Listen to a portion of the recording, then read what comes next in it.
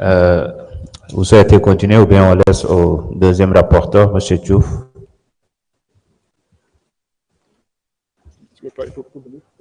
C'est bon? Allez-y. L'ordre du jour appelle l'examen du projet de résolution de mise en accusation devant la Haute Cour de justice de l'ancien ministre Ismaïla Madior Fall. Man nga ñu lire le rapport du projet de résolution.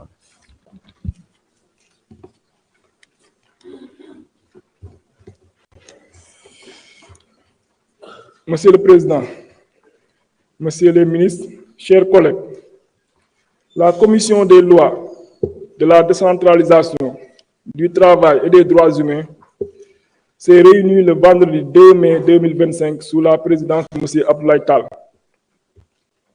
président de la dite commission, à l'effet d'examiner le projet de résolution portant mise en accusation devant la Haute Cour de justice de M. Ismaïla Madior Fall, ancien ministre de la Justice, garde des Sceaux.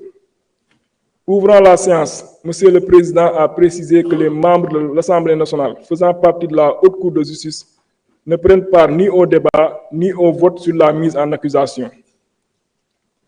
Conformément aux dispositions de l'article 18 de la loi organique numéro 2002-10 du 22 février 2002 sur la Haute Cour de justice. À cet égard, il a rappelé les 8 collègues membres titulaires de cette Haute Cour, à savoir M. Alioune Ndao, Mme Ramatoulaye Bodian, M. Yungar John, M.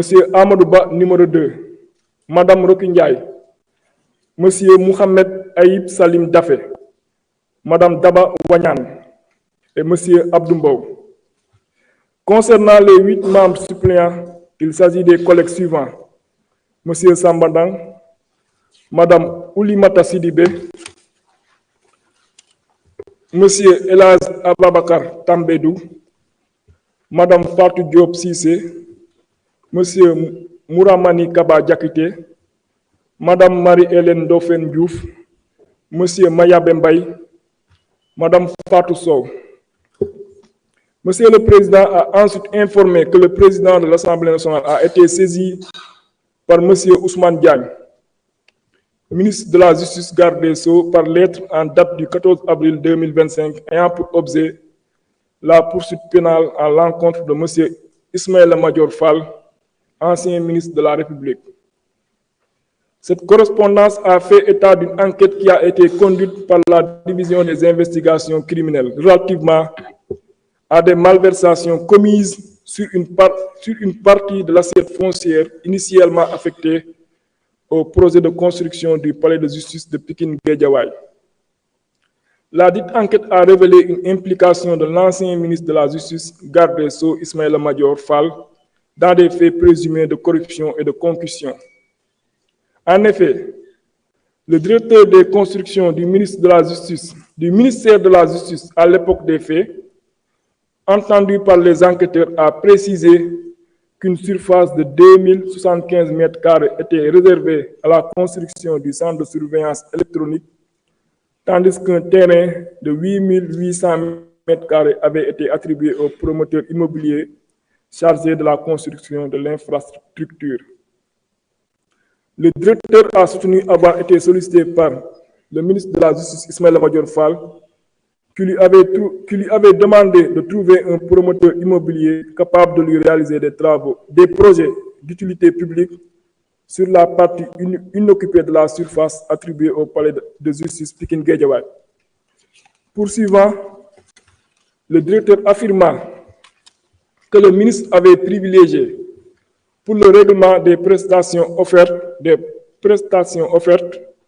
par le promoteur immobilier la datation en paiement. Entendu par les enquêteurs, le promoteur immobilier a indiqué avoir été convaincu par le directeur des constructions qui l'a conduit au bureau du ministre où ils ont tenu une réunion tripartite à l'issue de laquelle 2 accords ont été conclus. La construction d'un centre d'accueil pour enfants à Liberté 6, la superficie de 373 m² devrait abriter le bâtiment dont les coûts étaient estimés à 375 millions de francs CFA. En guise de paiement, le promoteur allait recevoir en dation en paiement un terrain d'une superficie de 1000 m² situé dans la même zone. L'édification d'un centre de surveillance électronique pour une valeur de 576 460 571 francs CFA et en contrepartie une superficie de 9 430 m² faisant partie du TF 01/GW a été allouée au promoteur à titre de paiement. Le promoteur a, à cet effet, révélé avoir exigé l'établissement du bail en son nom, car le ministre lui avait réclamé la somme de 250 millions de francs CFA pour lui attribuer le marché. Il a ajouté avoir été rappelé quelques jours plus tard par le ministre qui l'invitait à se rapprocher du gouverneur de Dakar et du directeur des domaines d'alors pour l'établissement du document qui lui a été remis en juin 2023. Il a également affirmé que toutes les démarches en vue de l'obtention du bail avaient été accomplies par le ministre de la Justice et le directeur des constructions.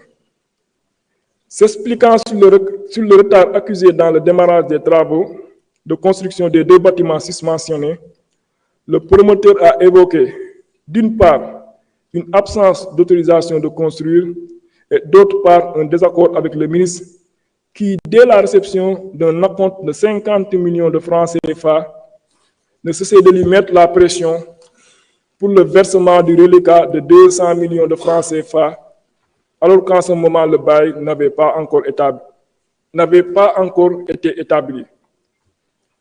Il a soutenu que le refus de solder le reliquat aurait conduit l'ancien garde des Sceaux à mettre un terme aux accords convenus.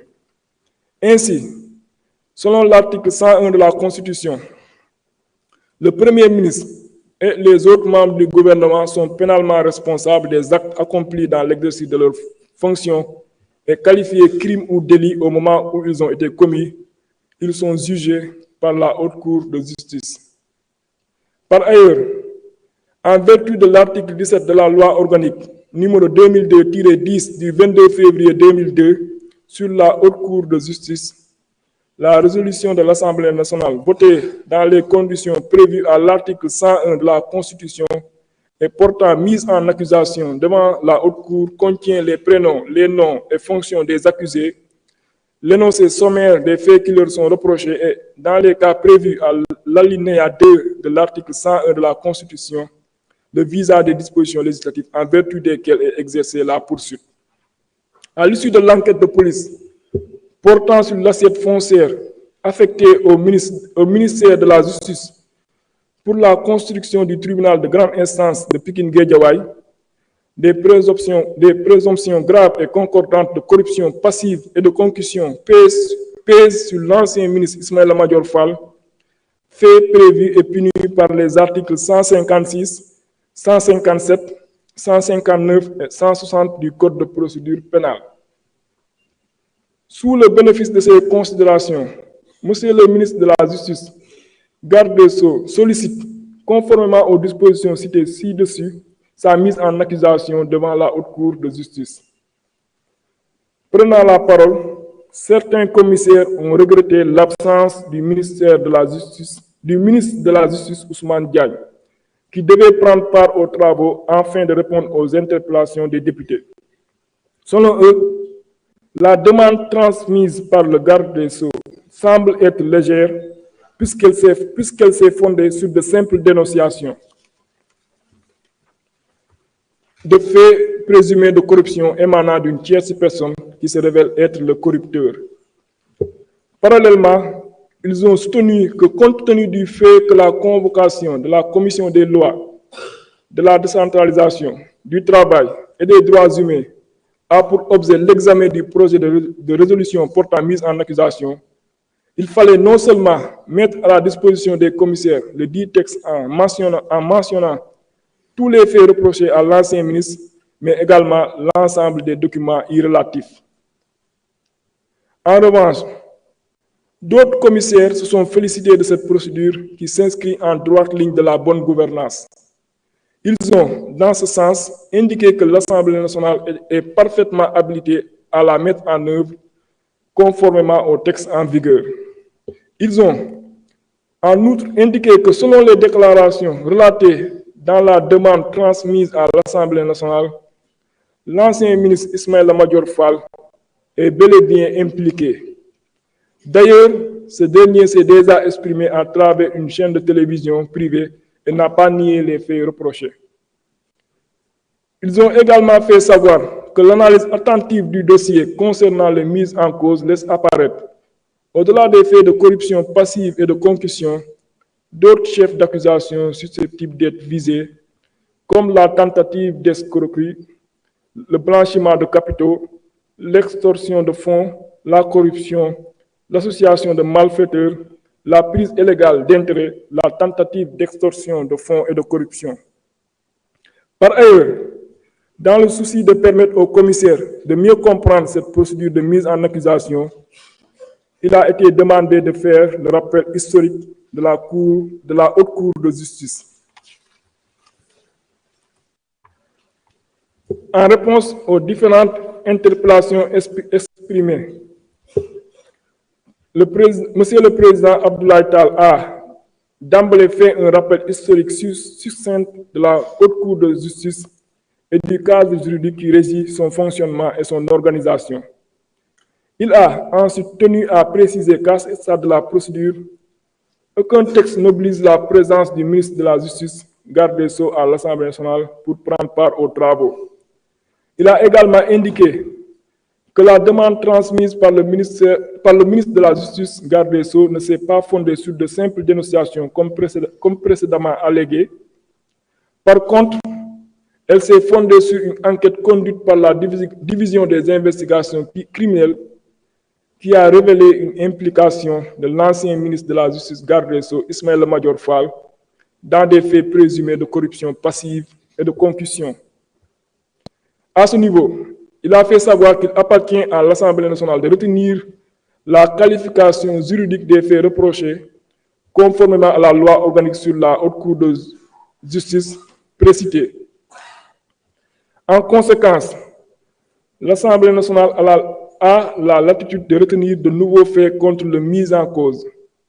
Enfin, Monsieur le Président a procédé à la lecture du projet de résolution concernant l'ancien ministre de la Justice, garde des Sceaux, Ismaïla Madior Fall. Le dit projet est annexé au présent rapport. À la suite de ce qui précède, les membres de la Commission des lois, de la décentralisation, du travail et des droits humains ont adopté à la majorité le projet de résolution portant mise en accusation devant la Haute Cour de justice de M. Ismaïla Madior Fall, ancien ministre de la Justice, garde des Sceaux. Il vous demande d'en faire autant s'il ne soulève de votre part aucune objection majeure.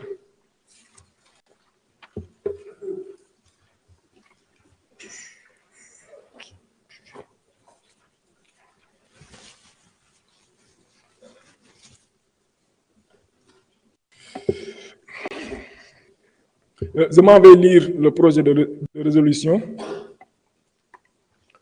Projet de résolution portant mise en accusation devant la Haute Cour de justice de M. Ismaïla Madior Fall, ancien ministre de la Justice, garde des Sceaux.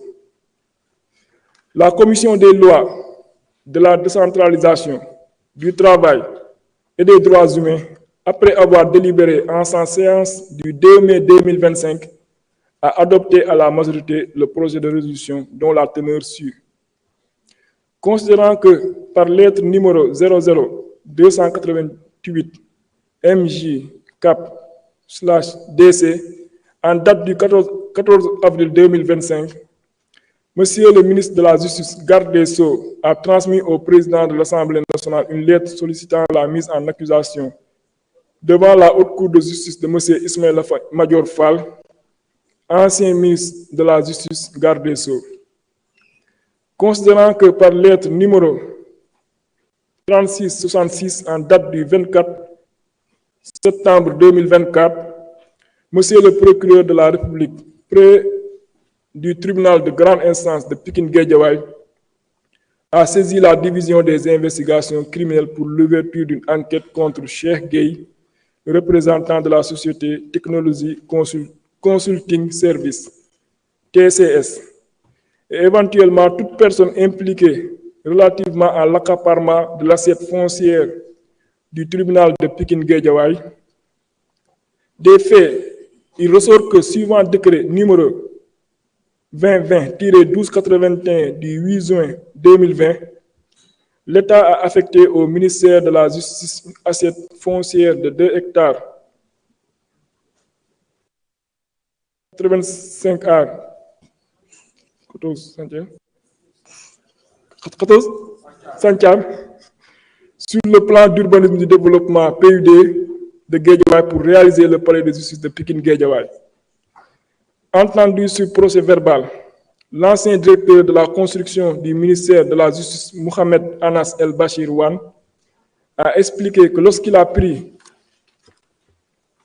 fonction en mars 2022, il a saisi par correspondance le directeur des domaines et le chef du bureau des domaines d'un état des lieux de l'assiette foncière d'une superficie de 2 hectares 85 ar 14 centièmes attribué au ministère de la Justice, mais sans réponse. C'est ainsi qu'après la construction du tribunal de Pikine-Guédiawaye sur une étendue de 8327 mètres carrés, l'ancien ministre de la Justice, garde des Sceaux, Ismaïla Madior Fall, lui a demandé de sécuriser le reste de l'assiette foncière. Il a indiqué avoir été sollicité par le ministre de la Justice, garde des Sceaux, qui lui avait demandé de trouver un promoteur immobilier capable de lui réaliser des travaux d'utilité publique sur la partie inoccupée de la surface attribuée au palais de justice de Pikine-Guédiawaye. Poursuivant, il a affirmé que le ministre avait privilégié pour le règlement des prestations offertes par le promoteur le mécanisme de la datation en paiement. Sur ces entrefaites, il a présenté au ministre le nommé Cheikh Gueye. Confirmant ses propos, ce dernier, entendu, a soutenu avoir été convaincu par le directeur des constructions qui l'a conduit au bureau du ministre où ils ont tenu une réunion tripartite à l'issue de laquelle ils ont conclu les 2 accords suivants. La construction d'un centre d'accueil pour enfants à Liberté 6, la superficie de 373 mètres carrés devrait abriter le bâtiment dont les coûts étaient estimés à 375 millions de francs CFA. En guise de paiement, le promoteur allait recevoir en datation en paiement un terrain d'une superficie de 1000 mètres carrés situé dans la même zone. L'édification d'un centre de surveillance électronique pour une valeur de 576 460 571 francs CFA. Et en contrepartie, une superficie de 9430 mètres carrés faisant partie du TF 01/GW a été alloué au promoteur à titre de paiement. Il a précisé avoir exigé l'établissement du bail en son nom, car le ministre Ismaïla Madior Fall lui avait personnellement réclamé la somme de 250 millions de francs CFA contre attribution des marchés. Sans désemparer, il a remis à ce dernier un acompte de 50 millions de francs CFA en espèces dans son bureau en présence de son directeur des constructions, Mohamed Anas El Bachir Wan. Ce dernier, entendu lors de l'enquête, a confirmé les déclarations du promoteur Cheikh Gueye en reconnaissant qu'il y a eu des discussions entre Cheikh Gueye et Ismaïla Madior Fall relativement à un montant que devait débourser le premier nommé pour la signature du contrat de construction du centre de surveillance de bracelets électroniques. Il rajoute avoir été témoin le jour indiqué par le promoteur de la remise effective par Gueye d'une somme d'argent en espèces à l'ancien ministre de la Justice, garde des Sceaux Ismaïla Madior Fall, dans son bureau. Il ajoute avoir rappelé quelques jours plus tard par le ministre,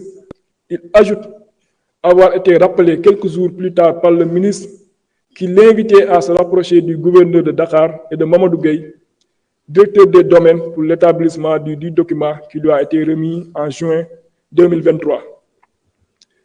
Il a signalé que toutes les démarches en vue de l'obtention du bail ont été accomplies par le ministre de la Justice, garde des Sceaux et le directeur des constructions.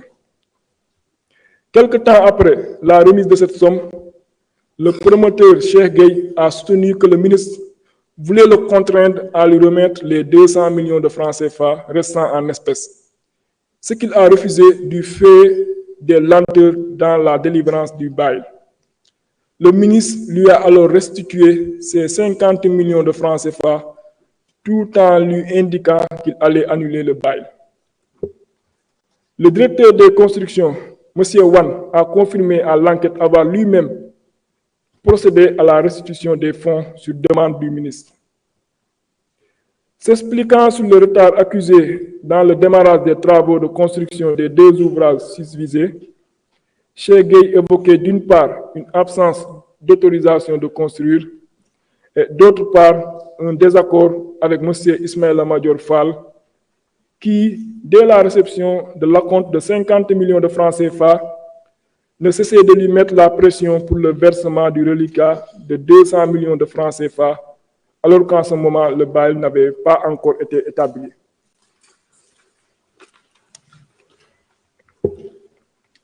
Il a soutenu que le refus de solder le reliquat a conduit l'ex-ministre de la Justice, garde des Sceaux, à mettre un terme aux accords convenus.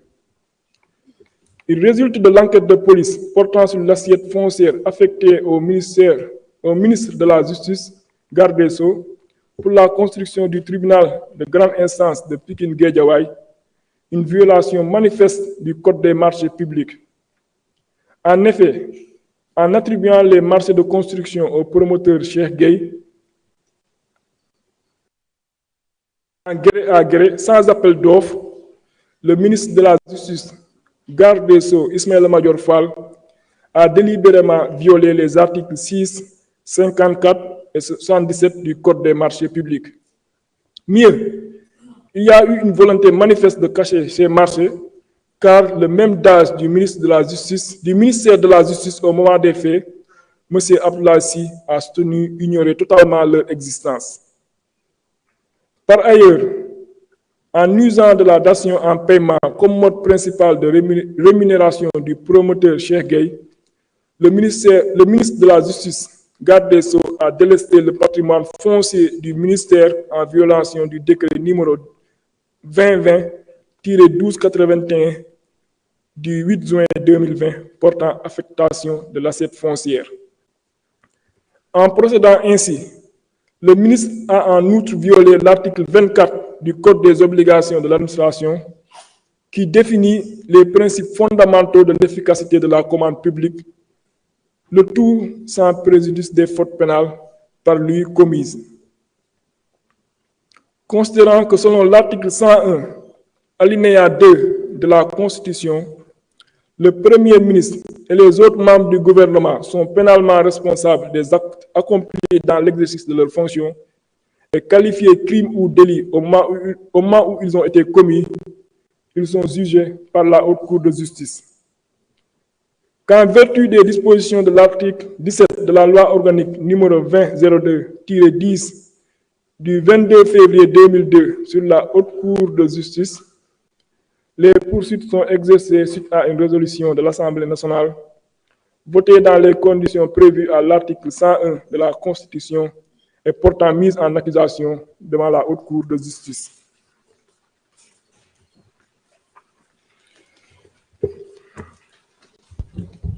Considérant qu'il résulte de ce qui précède un véritable pacte de corruption impliquant le ministre de la Justice, garde des Sceaux, Ismaïla Madior Fall, considérant que les faits ci-dessus révélés laissent apparaître des indices et présomptions graves et concordants de nature à asseoir les infractions d'association de malfaiteurs, de corruption, de tentative d'extorsion de fonds, de concussion, de prise illégale d'intérêts, d'escroquerie, de blanchiment de capitaux et de complicité de ses chefs contre M. Ismaïla Madior Fall, ancien ministre de la Justice, garde des Sceaux. Considérant que lors de la commission de ces faits révélés par l'enquête de police, M. Ismaël Madior Fall exercer des fonctions ministérielles, considérant que ces faits sont prévus et punis par les articles 238, 239, 159, 160, 162, 372, 156, 157, 379, 45 et 46 du Code pénal et la loi organique 2024-08 du 14 février 2024 relative à la lutte contre le blanchiment de capitaux, le financement du terrorisme et la prolifération des armes de destruction massive, abrogant et remplaçant la loi numéro 2018-03 du 23 février 2018 relative à la lutte contre le blanchiment de capitaux et le financement du terrorisme. Que de tels faits méritent d'être portés devant la Haute Cour de justice. Décide de la mise en accusation devant la Haute Cour de justice de M. Ismaël Madior Fall, ancien ministre de la Justice, garde des Sceaux, conformément à l'article 101 de la Constitution, 17 et suivant de la loi numéro 20-02-10 du 22 février 2002, portant loi organique sur la Haute Cour de justice modifiée. Merci beaucoup. Nous allons laisser à l'honorable Ousmane Diouf le soin de nous lire le rapport concernant notre collègue Salimata Diop. L'ordre du jour appelle l'examen du projet de loi de résolution de mise en accusation devant la Haute Cour de justice de l'ancienne ministre Salimata Diop. Monsieur Diouf, merci de nous donner lecture. Merci, Monsieur le Président.